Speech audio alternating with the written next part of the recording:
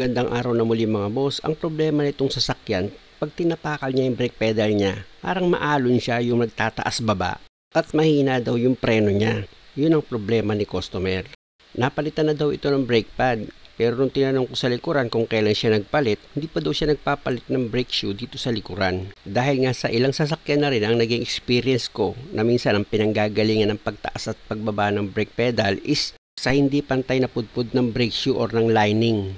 Lalo na't pag hindi ka nagpapalinis ng preno, hindi siya na-adjust. Tigit sa lahat, masyado nang matagal gaya nito mula nung nabili itong sasakyan, hindi pa napalitan ito ng brake shoe. Ngayon ko pa lang ito papalitan. Kaya si customer na mismo yung nagsuggest na palitan na lang daw itong brake shoe niya. Pag kayo naman ang nagpalit ng brake shoe nito mga boss, napakadali lang. Magre-ready ka lang naman ng flat screw, yung manipis, tapos plier. Ayun lang, yung dalawang pirasong tools lang naman ang gagamitin nyo. Dahil sa natanggal ko na yung ibang parts, gamit itong plier ko, tanggalin ko itong hold-on cap kit na naglalak dito sa brake shoe. Ayan, natanggal ko na mga boss. Kaya itong brake shoe, pwede mo nang tanggalin yan para palitan. At para matanggal mo itong parking lever dito sa brake shoe, gamit ka ng flat screw, sikwatin mo itong C-clip niya na naglalak dito sa parking lever. Ayan mga boss, yung ginagawa ko, nakita nyo, di ba? O, tatanggal ko na yung C-clip niya, tapos yung washer. Ito na ngayon yung parking lever. Dahil okay na yan, dito ka naman ngayon sa bagong brake shoe. Una, ilalagay mo itong parking lever niya. Ayan. Tapos yung washer, tapos yung C-clip. Gagamit ka ngayon dyan ng plier. Para itong C-clip mga boss, mailak mo siya dito sa parking lever. Dahil nga sa nakabuka itong C-clip mga boss, kung makikita nyo, di ba? Ang gagawin nyo ngayon dyan, yung magkabilang dulo ng C-clip, iipitin nyo yan. Ayan o, tingnan nyo mga boss ha. Pag naisentro ko na yan, iipitin nyo yung magkabilang dulo ng C-clip. Yan, para mag-lock dito sa parking lever mo. At dapat naman mga boss, itong parking lever mo, naglalaro yan, ganyan sa nakikita nyo. Hindi dapat masikip yan. Kung sa palagay nyo mga boss, okay na. Gamit ka ulit ng plier. Ipitin mo itong handbrake cable mo. Tapos yung spring niya, mga boss, itutulak mo yan paatras para may kabit mo yung parking lever mo. Ikakalawit mo lang naman yung dulo ng parking lever nyo dyan, mga boss. Tignan mo, di ba? Ikinalawit ko lang. Tapos okay na yan. Pwede mo na ngayon ilagay itong brake shoe mo dito sa back brake niya. Sa pag-setting naman ng brake shoe mga boss, may mga guide naman yan. Hindi ka dyan maliligaw. May mga gatlayan na pagpapasukan ka dito sa brake shoe. Para itong brake shoe, naka-guide siya. At pag okay na, pwede mo nang ilagay itong hold-on pin, tapos yung hold-on spring niya, yan yung nilalagay ko, tapos yung hold-on cap. Gagamit ka ngayon dyan ng plier, ipitin mo itong hold-on cap. Pag naipit mo yan, tsaka mo ngayon siya idiin, tsaka mo ikutin para mag-lock siya dito sa hold-on pin. At nang itong brake shoe mo is mag-lock na rin. Tapos, isunod mong ilagay dyan is itong brake adjuster. Ayan yung nilalagay ko mga boss. Tapos, susunod kong ilalagay dyan is itong return spring niya. Isabay nyo na yan dito sa brake shoe mga boss. Ikalawit nyo itong return spring niya dito sa isang brake shoe na nakalagay. Tapos ilagay nyo sa guide ng brake shoe itong brake adjuster. Dapat mga boss, itong brake adjuster both side nakagay yan dito sa brake shoe. Ibig kong sabihin tama yung position niya at nakasentro.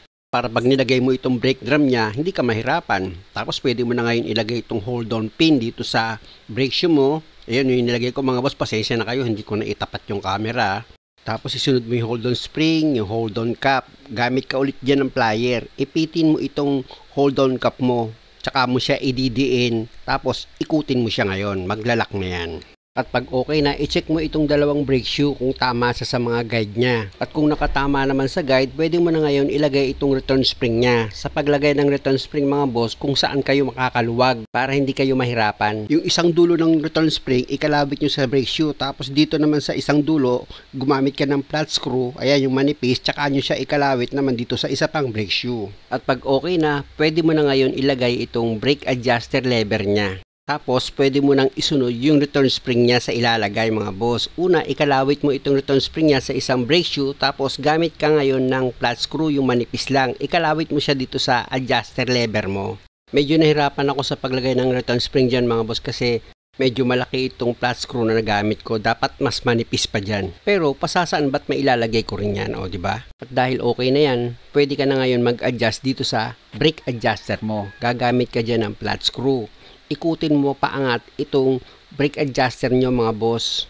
At dahil bago itong brake shoe mga boss, huwag nyo munang masyadong sobrahan sa pag-adjust. Sukatan nyo lang muna, ilagay nyo itong brake drum nyo. Tsaka nyo ngayon siya pihitin. Kung kailangan pa siyang i-adjust, hugutin nyo ulit itong brake drum nyo, tsaka ka ngayon mag-adjust ulit. Ganun ang pag-adjust mga boss, kasi hindi mo siya kailangan biglaing kaagad ng pag-adjust. May hirapan ka lang. Mas maganda unti-unti pag nag-adjust kayo, para mas makuha nyo yung tamang adjustment dito sa brake shoe.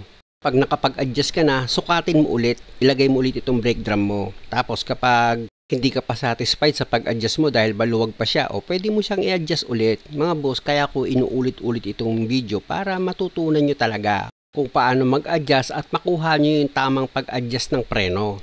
Sa akin kasi mga boss, pag ako nag-a-adjust ng preno, mas gusto ko yung pag pinihit ko yung brake drum niya, medyo may sabit ng kaunti. Ganun ako mag-adjust. Nakita nyo mga boss nung inikot ko itong brake drum niya. Kung makikita nyo, akala nyo pigil siya pumihit di ba?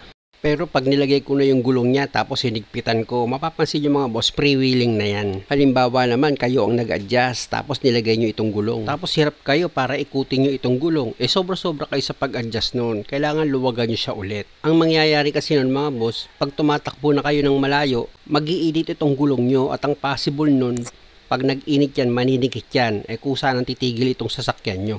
O kaya naman, may hirapang humatak. Muli mga boss, maraming salamat sa panonood. Sana nakakuha kayo ng idea at kung maaari, huwag niyo naman kalimutang mag-subscribe sa channel ko. Salamat!